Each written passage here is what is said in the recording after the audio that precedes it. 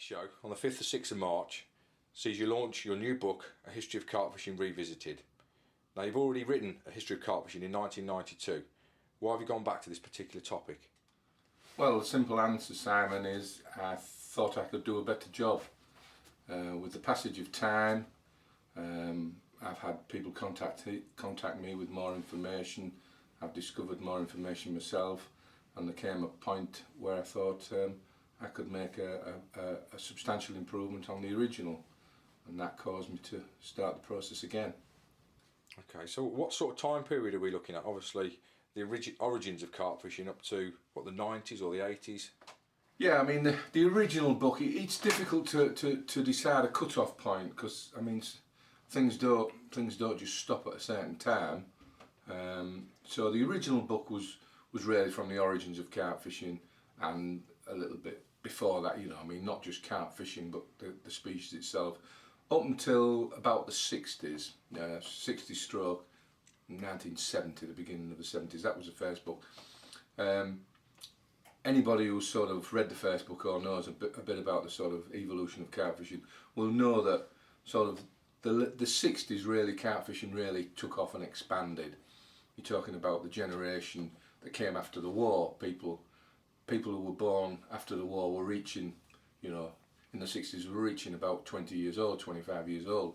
So they were at an age where they were young and they were getting interested in carp fishing, and started to put a fair amount of effort into carp fishing, and that's when it really mushroomed, carp fishing, in the 60s. So after that it becomes more and more difficult to try and chroniclise carp fishing and how it expanded, because it's after the 60s and into the 70s it just became huge.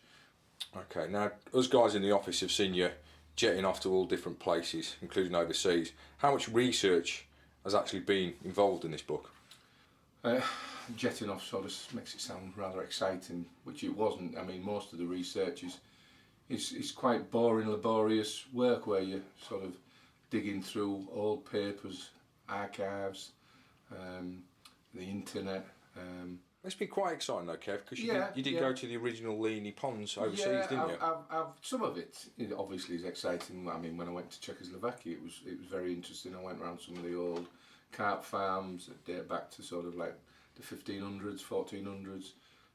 I believe also you've been back to Donald Leany's family and had a few interviews with some of his newer members of the family. Well, his son, his son Michael, I did contact him briefly as regards the first book, but I've had a lot more contact with him for this revisited, the new edition, and his wife, who happens to be Dutch herself. So yeah, I've spoken to them at length and been to see them 2 or 3 times.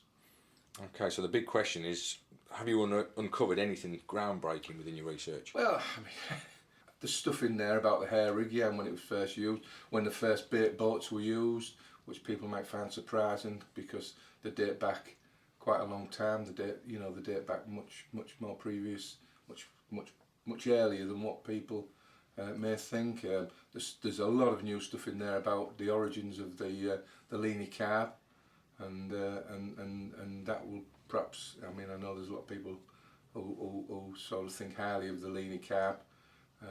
And there's some considerably new stuff in there. The Redmire chapter, there was a chapter in the original book about Redmire. That's a complete rewrite. It's completely new.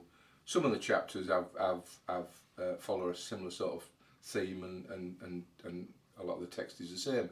But there are a lot of the chapters have been totally rewritten.